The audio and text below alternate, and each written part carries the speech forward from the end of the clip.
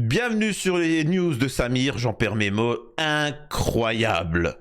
On a eu un échange diplomatique entre Donald Trump et J.D. Vance et avec Zelensky. Comme vous le savez, je suis le plus trumpiste des trumpistes français et donc j'assume pour ceux qui me disent « T'es trumpiste ?» Oui, je suis trumpiste et alors, Billy, tu vois. Donc on va assister à un échange exceptionnel entre Donald Trump, J.D. Vance face au petit Zelensky, au petit coquet. Et donc, ça va être juste incroyable. Vraiment, ils vont le plier en quatre, le petit coquet, là. Hein, il a cru que le mec, il prenait de la poudre de perlimpinpin, tu vois, et il pensait qu'il allait pouvoir imposer sa loi. Allez, oust, tu oustes de là, tu vois. Et donc, vous allez voir, c'est juste incroyable. Le mec, on lui a donné des centaines de milliards et il se permet de manquer de respect. Voilà la politique de Trump. Voilà ce qu'il a fait aussi à Netanyahou. Il est venu, il est parti, il a dit à Netanyahou, tu m'arrêtes tout de suite, tu fais le cessez-le-feu. Netanyahou, il a dit, écoute, c'est Shabbat. Il a dit, je m'en fous de ton Shabbat. Allez, tu viens ici, tu vas te taire et tu vas tout de suite. Et il a dit, bon, écoute, moi, ça va être très simple. Tu veux pas? D'accord, ben on arrête de te soutenir, on arrête d'envoyer de l'argent. Dans 2 semaines, Am Israël n'existe plus. Hein, allez, tu vois, t'as un problème? Allez. Tout de suite, Netanyahou, il a dit, ok, pardon, c'est bon, excuse-moi, pardon, voilà. Et il a signé le cessez-le-feu. Là, il a fait la même chose avec le petit Zelensky. Ah, écoutez, on va démarrer tout de suite, parce que c'est trop fou. Juste, prenez du popcorn. Alors, c'est le ramadan. C'est le ramadan hein, pour les musulmans, c'est le carême ou je sais pas quoi pour les chrétiens. Malgré tout, prenez du popcorn ou du popcorn imaginaire, peu importe. C'est à savourer sans modération ce que vous allez voir, à voir et à revoir sur les news de Samir, le seul qui a été le premier Trumpiste. N'hésitez pas à vous abonner, laisser un petit commentaire, un like pour le référencement, soyez généreux pour ce mois de ramadan et n'hésitez pas à faire des dons sur Tipeee. Ok, c'est parti. Vous êtes prêts? Accrochez-vous. Moi, je suis prêt là. Si je ne m'alignais pas avec les deux, alors il n'y aurait pas de solution, pas d'accord. Si il veut que je dise des mauvaises choses sur Poutine et que je dise alors Vladimir, comment est-ce que ça avance sur la corde? Non, ça fonctionne pas comme ça. Moi, je m'aligne pas sur Poutine, je m'aligne sur personne, je m'aligne sur les États-Unis d'Amérique. Et voilà, donc là, alors j'explique, il explique qu'en tant que Donald Trump, en tant que président des États-Unis, il pense d'abord à l'intérêt des États-Unis. Je sais que c'est très compliqué pour les Français de comprendre ça, hein, parce qu'en commentaire, il y a des gens qui disent « Mais pourquoi Donald Trump, il n'a pas fait ça pour tel pays, pour... » C'est parce qu'il pense d'abord aux États-Unis. Cherchez pas. Si vous voulez comprendre Donald Trump, si vous voulez comprendre le président algérien Abdelmajid Tebboune, si vous voulez comprendre le président russe Poutine, Vladimir Poutine, si vous voulez comprendre le président chinois, si vous voulez comprendre le président coréen, nord-coréen, ils pensent aux intérêts de leur population propre d'abord, avant tout, tu vois. C'est pas, ils pensent pas d'abord au lobby Epstein, au lobby ceci, etc.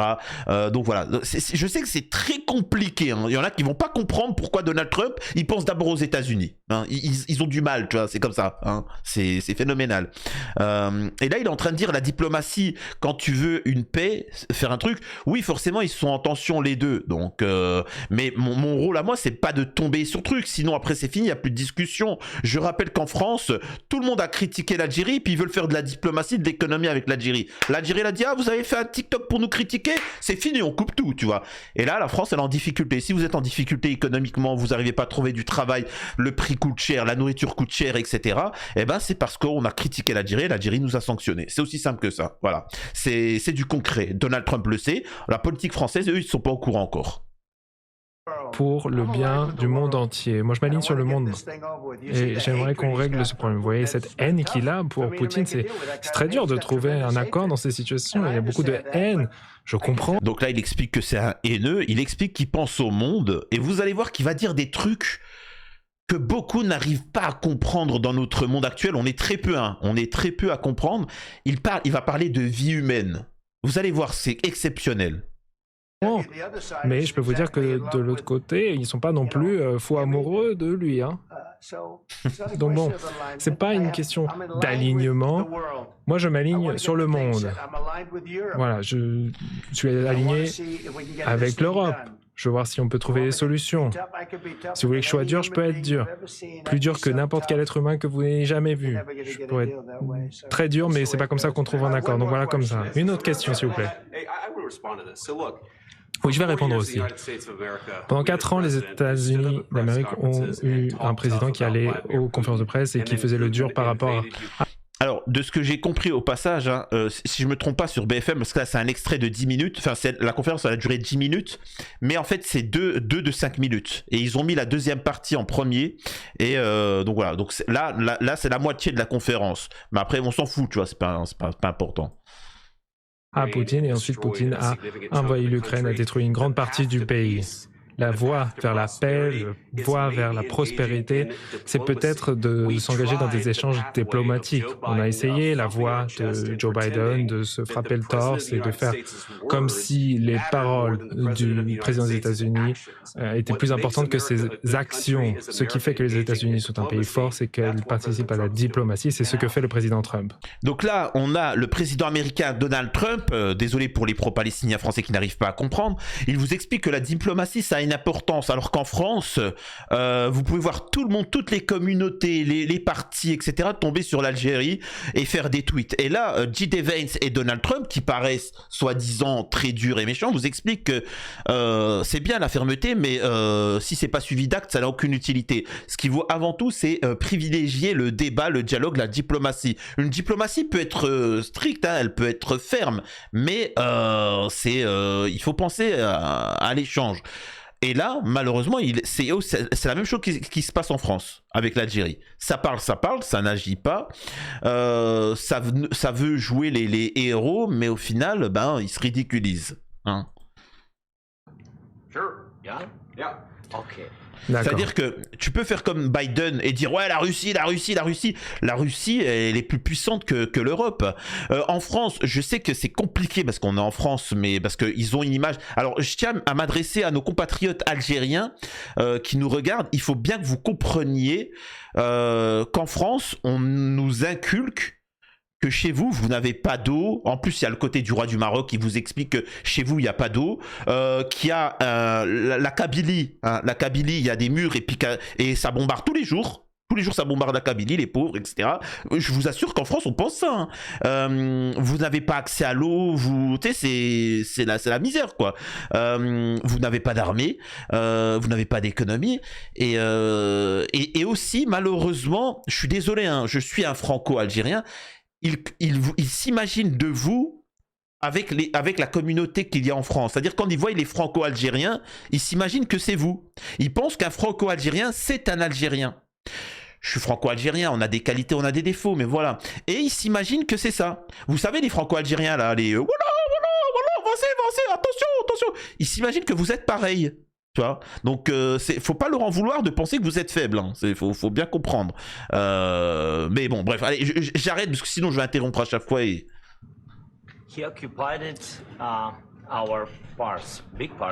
Alors, il est venu occuper une grande partie de notre pays, la Crimée, à l'est du pays.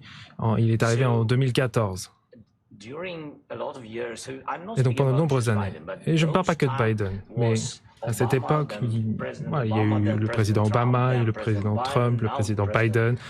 Le président Trump est de retour et maintenant j'espère que grâce à Dieu, il pourra l'arrêter. Mais depuis 2014, personne ne l'a arrêté. Il occupe notre pays, il tue des personnes. 2015. Non, 2014. Ah oui, 2014. Moi, j'étais pas là, moi. Oui, mais entre 2014 et 2022, la situation n'a pas changé. Des personnes meurent sur le front et personne ne l'a arrêté. Vous savez qu'on a eu des conversations avec lui, de nombreuses conversations. Et on a signé avec lui, moi j'ai signé avec lui, quand je suis devenu président en 2019, un accord. J'ai signé. Un accord dont il n'allait pas respecter les clauses, et pour ceux qui savent, il se moquait.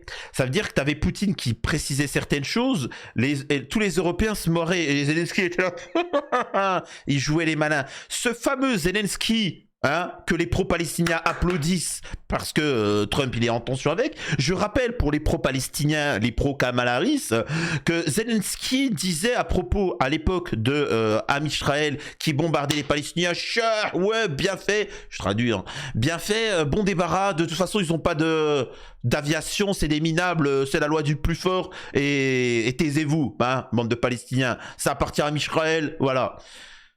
Quelques mois plus tard, l'Ukraine n'a pas de défense aérienne, de trucs comme ça, et c'est la morale, c'est que les Russes ont le pouvoir au niveau aérien, etc. C'est vous dire, hein. C'est vous dire. Donc je rappelle pour les pro-palestiniens, hein, les pro-palestiniens qui essaient de gagner des followers, des abonnés, que Zelensky s'est exprimé et s'est moqué de la Palestine et a souhaité son annexion totale, et en disant ils n'ont pas d'armée, bon débarras, faut tous les déglinguer. Hein. Je précise, tu vois. C'est important de rappeler hein, qui est qui. Un accord avec lui, avec Macron, pour un cessez-le-feu. Un cessez-le-feu, et tous m'ont dit qu'il ne nous envahirait jamais. On a fait cet accord, mais ensuite, il n'a pas respecté ce cessez-le-feu, il a tué des Ukrainiens, et pourtant, on avait signé cet accord, il ne l'a pas respecté. Et ça, c'est quoi comme diplomatie? Qu'est-ce qu'on entend par diplomatie quand on voit ça? Moi, c'est de la diplomatie, c'est de la diplomatie, la même que tu te marrais. Il se marrait. Le mec, il a fait un tweet, c'est un fou. Hein. Le mec, il a fait des tweets pour se marrer de ce qui arrivait aux Palestiniens. C'est un ouf. Ferme-la. Diplomatie qui va mettre un terme à la destruction de votre pays, avec tout le respect. Alors là, il a parlé, il a joué le malin, et là, t'as J.D. Vance. T'as J.D. Vance, tu sais, le vice-président américain. Alors, je vais vous expliquer, je traduis parce qu'il va se passer. C'est que là, Trump, il va choper Zelensky, il va le déglinguer, vraiment. Il va lui rafaler la gueule. Et J.D. Vance, c'est le genre de mec, quand il y a des tensions, le vice-président américain, c'est quand il y a des tensions, vous savez, t'as des gens qui essayent de séparer. J.D. Vance, c'est pas ce type-là, tu vois. J.D. Vance, tu sais, t'as Trump qui est en train de le bourrer le Zelensky, et J.D. Vance c'est en plus Trump, tu sais ce qu'il m'a dit la dernière fois, il m'a dit ça m'aurait pas plu. Ah bon? Ah tiens. J.D. Vance c'est le mec, tu vois. C'est le mec qui provoque, tu vois. J.D. Vance c'est le mec qui rajoute et ensuite qui regarde. Incroyable, magnifique, regardez comment il va le corriger, ce petit coquet là. Qu'on entend par diplomatie quand on voit ça? Moi, je parle d'une diplomatie qui va mettre un terme à la destruction de votre pays. Avec tout le respect que je vous dois, vous pouvez venir ici dans le bureau Oval et vous manifester devant les médias américains, mais là, en ce moment, vous envoyez des hommes de force sur le front parce que vous avez des problèmes de recrutement.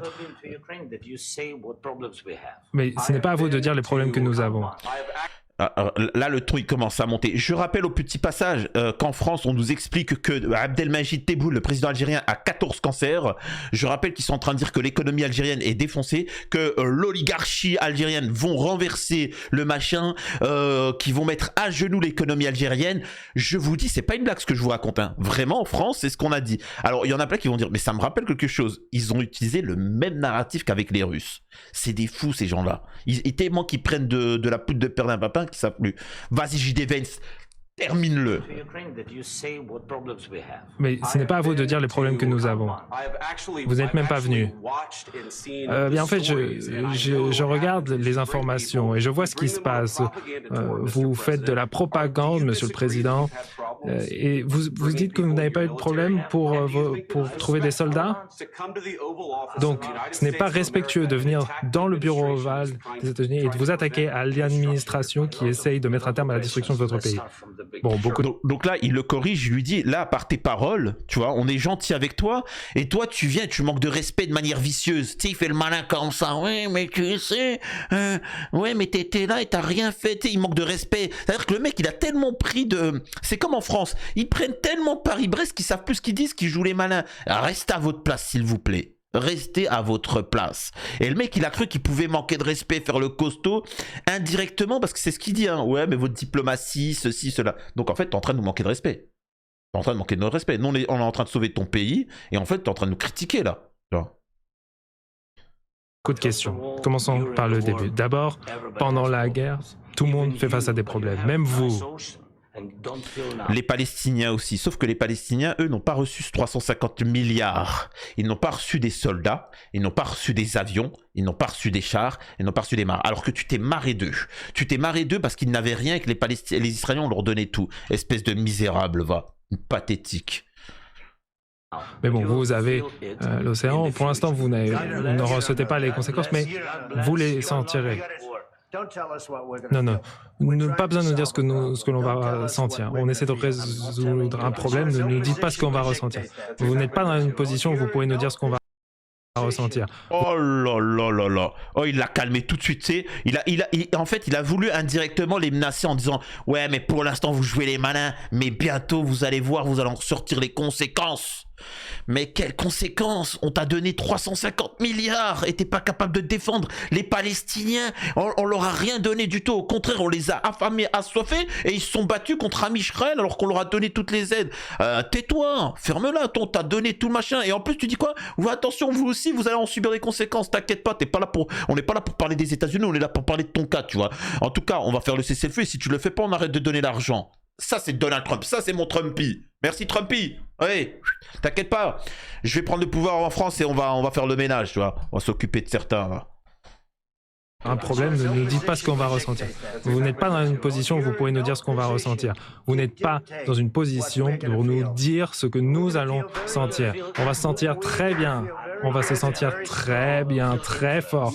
T'inquiète pas, on va se sentir très bien, très fort quand on va arrêter de donner de l'argent, tu vois. Là, c'est comme ça qu'il a dit à Netanyahou. Il a dit, écoute Netanyahou, moi je vais te le dire tout de suite. Ensuite, Netanyahou, il a dit un truc, comme il disait avec Kamala Harris, la pro-palestinienne. Si vous ne sauvez pas, c'est l'humanité qui tombe. Si Israël tombe, c'est l'humanité qui tombe. Tu sais, les discours comme ça, tu sais, Donald Trump, il a dû dire, écoute-moi bien, Billy. Écoute-moi bien. On va se sentir très bien, vous soyez là ou pas là, peu importe, au contraire même, parce qu'on n'arrête pas de se ruiner à vous envoyer de l'argent, des armes, tout ça gratos. Donc si vous n'êtes pas là, au contraire, on va se sentir mieux nous aux États-Unis. Vous nous avez ruinés économiquement, vous nous avez endettés, vous nous avez fait avoir une mauvaise réputation dans le Moyen-Orient, donc tu vas te taire. Hein. C'est pas à toi de me dire, t'as pas de conseil à me donner. Il a dit la même chose à Netanyahou qu'à Zelensky. Vraiment Donald Trump, tu peux pas les gars, je suis désolé, vous pouvez pas tester. Là, vous n'êtes pas dans une bonne position. Vous vous êtes mis dans une très mauvaise situation. Vous n'êtes pas dans une bonne position. Vous n'avez pas les cartes dans les mains. On ne joue pas aux cartes, dit le président Zelensky. Je suis très sérieux. Vous jouez avec les vies de millions de personnes. Vous jouez avec une troisième guerre mondiale. Et là, il a dit un truc de ouf. Il a dit un truc que n'aurait jamais pu dire Kamala Harris, la pro-palestinienne. Là, il a dit « Oh, vous êtes en train de jouer avec ton peuple. Il y a des millions de victimes. Tu peux pas les envoyer comme ça. Si tu peux faire arrêter le combat pendant un moment, etc., fais-le, etc. Tu peux pas envoyer au casse-pipe de manière inconsidérée des millions de trucs, tu vois. Pendant que tes enfants, pendant que tout le reste de ta famille sont en train de se dorer la pilule à Avoriaz. Qu'est-ce qu'il me raconte, ce mec ? Et en plus, tu joues avec la 3e ère mondiale. Vous voulez provoquer la 3e ère mondiale.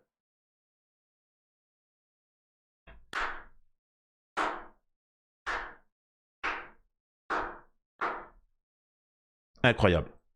Allez les enfants, on poursuit, on poursuit. Vous faites, c'est irrespectueux envers mon pays, ce pays, qui vous soutient, qui vous a soutenu bien plus que ce que Poutine a dit.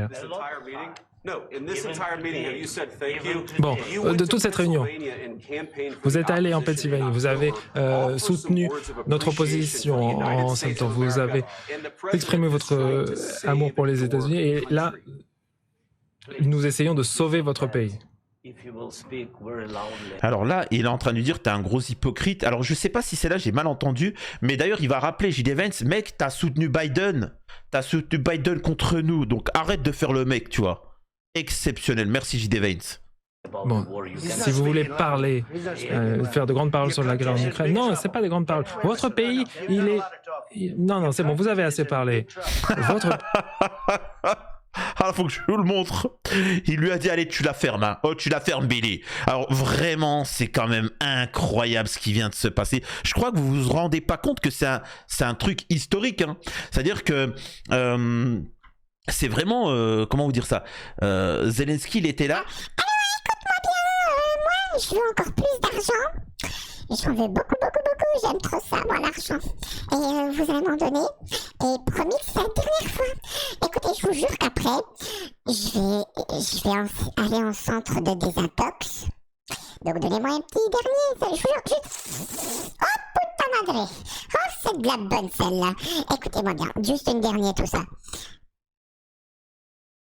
Pendant ce temps, comment il s'appelle, Trump, il disait, écoute-moi bien, je vais pas me répéter. Déjà, t'as assez parlé. Qui t'a donné la parole, hein? Tu t'es pris pour qui? Donc la prochaine fois, déjà, tu commences par lever la main, ok? Ok?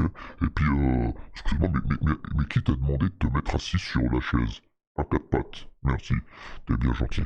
Donc, écoute, ce qu'on va faire, c'est qu'on va arrêter de te donner l'argent, et quand je te demanderai de parler, enfin d'aboyer, je te donnerai l'autorisation, ok? En attendant, tu te tais et t'obéis. Et puis tu t'abonnes, et j'aimerais aussi dire aux journalistes, hein, en tant que Donald Trump, abonnez-vous à la chaîne de Samir, les news de Samir, sur ses chaînes secondaires, et ne pas hésiter à lui faire un don sur Tipeee, ok? Et petit coucou à Abdelmejid Tebboune. Mais c'est exceptionnel ce Trump là, mais vraiment il est fou. Alors on écoute la suite. Pas des grandes paroles. Votre pays, non, c'est bon, vous avez assez parlé. Votre pays, il n'est pas dans une bonne situation. Vous faites face à des grands problèmes. Exceptionnel. Vous êtes d'accord? Et nous, on vous donne une chance de vous en sortir. Oui, pour notre pays, nous sommes forts depuis le début de la guerre, alors que nous sommes seuls. Et nous sommes extrêmement... Là par exemple, c'est une insulte. Là, directement, moi, là, je suis président, je suis machin, je dis quoi, t'es tout seul? T'es tout seul? Les Palestiniens, ils étaient tout seuls. Les Gazaouis, ils étaient tout seuls. Ils étaient enfermés, machin. Vous n'étiez pas tout seul. T'avais tout l'Occident qui vous était budget illimité, armement illimité, etc. Mais qu'est-ce qu'il me raconte, lui? Ça, déjà, ça. Moi, là, je pète un plomb. Moi, je suis dans la salle. Mais même si je suis journaliste, je dis, oh, t'as dit quoi, là? Tu ousses de là. Tu es hors de ma vue. Reconnaissant, j'ai déjà dit merci. Je vous ai dit merci de nombreux. Vas-y, Macron, vilipende-le. Trump, vilipende-le. Et nous sommes extrêmement reconnaissants. J'ai déjà dit merci. Je vous ai dit merci de nombreuses fois. Monsieur le Président, 350 milliards de dollars que nous vous avons envoyés. Et vos hommes sont peut-être courageux, mais ils se sont bien servis de notre équipement militaire. Si vous n'aviez pas eu notre équipement militaire, cette guerre, elle se serait finie en 2 semaines. Oui, en 3 jours, comme a dit Poutine. Hein. Oui, en 2 semaines, c'est ça. Oui, ça va être... C'est une réalité. C'est une réalité. En très rapidement, il se serait fait vilipender hein, s'il n'y avait pas l'aide de tout l'Occident, etc. Très compliqué de trouver des accords comme ça. Hein. J'ai dit merci. Bon, acceptons qu'il y a des accords et allons trouver des solutions à ces désaccords plutôt que de se battre devant les médias américains, alors que vous avez tort, Monsieur le Président. Nous le savons. Oui, je crois que c'est très important que les citoyens américains voient ce qui se passe réellement. C'est pour ça que je n'aime pas bien terme à cette... Merci Trump, merci, t'inquiète pas, on est là, on regarde. Et effectivement, c'est très important qu'on comprenne ce qu'il en est, parce qu'on nous explique que Poutine c'est le méchant, que ceci, que cela. Là, on voit bien c'est qui le mec problématique. Là, au moins, ce qui est bien, c'est ce qu'on appelle un truc que les Français ne connaissent pas, c'est ce qu'on appelle la transparence, tu vois. Hein, là, c'est important de comprendre la transparence. Cette discussion. Il faut que vous soyez reconnaissant. Vous n'avez pas les cartes. Je suis reconnaissant, dit le président Zelensky. Vous n'avez pas de soldats. Vous manquez de soldats. Après, vous nous dites, oh, je ne veux pas de cessez-le-feu, je ne veux pas de cessez-le-feu. Je veux ci, je veux ça. Écoutez, s'il y a un cessez-le-feu, maintenant, si on pouvait vous le donner, vous le prendriez parce que les balles arrêteraient de siffler et les gens arrêteraient de mourir. Bien sûr, nous voulons arrêter la guerre, dit le président Zelensky. Mais il nous faut des garanties. Oui, mais un cessez-le-feu, c'est plus facile qu'un accord. Et là, je préviens aux pro-palestiniens, hein, pro-Kamala Harris, c'est ce qu'il a dit. C'est pour ça que je vous ai dit, Trump, il est pro-Amérique. Hein. C'est-à-dire que par rapport à Netanyahou, je le sais, hein, de sources sûres, l'échange qu'ils ont eu, c'est ça. C'est-à-dire que, comment il s'appelle, Netanyahou, ils ont dit soutenez-nous, on va faire le grand ami Israël, ceci ou cela. Trump, il s'en balèque. Hein. je vous le dis tout de suite, ils s'en foutent totalement. Trump, lui, ce qu'il a dit, c'est on vous a soutenu, on vous a envoyé de l'argent, on vous a envoyé tout, la totale, et vous n'êtes pas capable de choper une petite bande de mecs qui n'ont même pas de claquettes, quoi. Ils n'ont même pas de chaussures, et ils vous ont tenu en difficulté. Vous êtes en galère, vous avez perdu tellement de soldats, et économiquement, ça s'est effondré chez vous. On peut pas. Arrête, tu parles, mais ils vous ont déglingué la gueule. Si on n'était pas là, ils vous auraient déglingué. Donc arrête ton blabla. C'est la même chose qu'il dit à Zelensky. On vous aurait donné 100 milliards, vous aurez défoncé la Russie, bon je veux bien, mais là tu parles, t'as pas de soldats, t'as pas de trucs, vous prenez une tollée et vous voulez quoi? On va continuer, arrêtez. D'accord. Demandez-leur ce qu'ils veulent aux Ukrainiens. Oh, ça c'était pas moi, hein. Ça c'était Biden, un type qui n'était pas très intelligent. Oh, pardon, c'était Obama et qui vous a donné des équipements. Moi aussi je vous ai envoyé les missiles Javelin pour contrer les tanks. Obama, lui, il n'a pas donné grand-chose. Moi je vous ai donné les missiles Javelin. Donc voilà, il faut être un peu reconnaissant. Vous n'avez pas les cartes en main. Quand on est là, avec nous, vous avez les cartes en main. Mais sans nous, vous ne les avez pas. Donc là, il lui rappelle que sans nous, t'es rien, minable. Donc tu te tais, tu nous écoutes. Quand on te dit tu peux continuer, tu continues. Quand on te dit d'aboyer, tu aboies. Quand on te dit de remuer la queue, tu remues la queue. Ok? Hein? Non mais attends, c'est quoi ça? Ça va être un accord difficile à trouver. Parce qu'il faut changer d'attitude.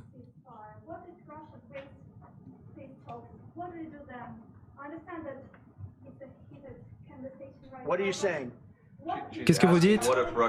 Elle demande. Et si la Russie ne respecte pas le cessez-le-feu?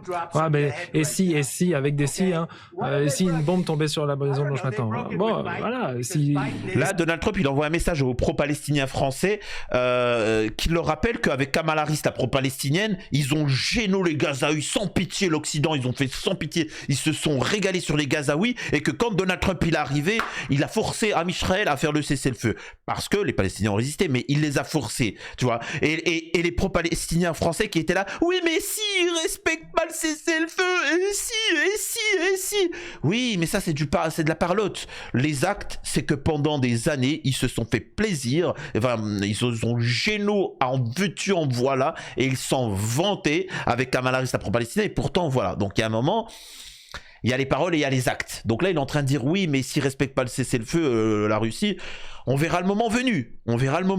Tu vois. S'ils ne respectaient pas, bon, ils l'ont fait sous Biden parce qu'ils ne respectaient pas Biden, ils ne respectaient pas Obama. Moi, ils me respectent. Sachez que Poutine... Il me connaît. Il y a eu cette persécution sur la Russie pendant ma campagne. On disait la Russie. Et puis il y avait ensuite cette arnaque avec Joe Biden, Hillary Clinton. Voilà, tout ce coup monté par les démocrates. Voilà, lui, il a dû vivre ça. Et voilà, on a géré et on n'a pas eu de guerre. Il a été accusé de plein de choses. Alors, il y a l'histoire de la salle de bain de Hunter Biden. C'est sorti de sa salle de bain ou de sa chambre. C'était vraiment dégoûtant. Et après, on a dit l'ordinateur portable qui arrive de Russie, les 51 agents.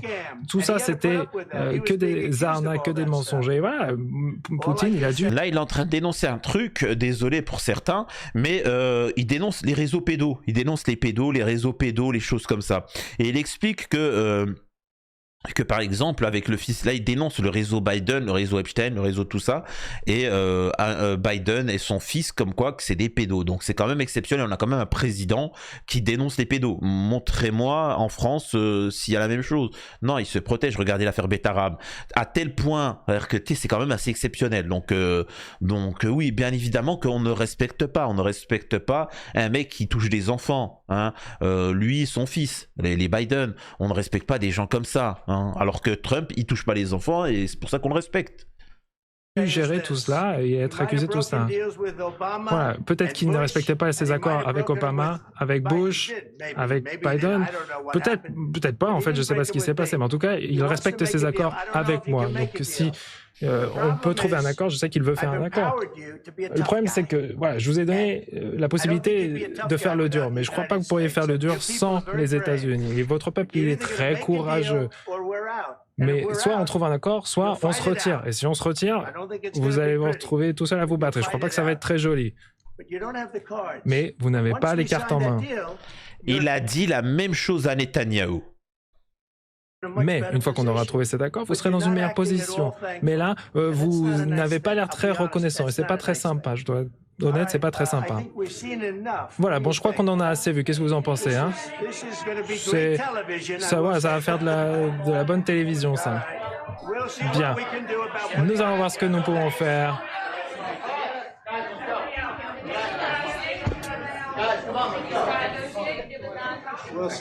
On verra. C'est exceptionnel à ce à quoi on assiste là. Ils l'ont déglingué. Oh, ils lui ont déglingué la gueule. L'ancien président russe écrit « Le porc insolent a finalement reçu une bonne claque dans le bureau ovale. » Et Donald Trump a raison. Le régime de Kiev joue avec la troisième ère mondiale. C'est incroyable. Oh, oh, Poutine, il doit être là. Oh, Poutine, il doit avoir le popcorn, il est là avec les lunettes 3D. Oh là là, incroyable. C'est juste phénoménal. Il y a quoi à plus de dire? Tu peux... C'est quand même... fantastique. Merci pour ce moment de télévision, merci pour ce moment de transparence, merci à Donald Trump de sortir les réseaux pédos et de les dénoncer au grand public, qu'on mette ça en avant, de mettre ces problématiques en avant. En France, on ne parle pas des réseaux pédos, hein, parce que là il y a eu Bayrou qui est sorti l'affaire, etc. Tout de suite ils l'ont camouflé avec l'Algérie. Ensuite on a eu le fait qu'on est endetté à cause qu'on a aidé tout plein de pays, etc. Et ben on a parlé de l'Algérie. Et en fait, on nous parle tout le temps de l'Algérie pour masquer les problématiques. Donc, il n'y a aucune transparence. Voilà la problématique en France. Et il nous faut un Donald Trump, et qui de mieux que moi, hein. Bon, c'est dommage, j'ai pas que ça à faire de me présenter au présidentiel, mais je te mettrai un coup de pied à tout ça, ce serait quand même incroyable. Si vous avez apprécié, dites-moi en commentaire ce que vous en avez pensé, si vous avez kiffé ou non, et dites-moi ce que vous en pensez, puis on se retrouve une prochaine fois. À la prochaine sur les news de Samir.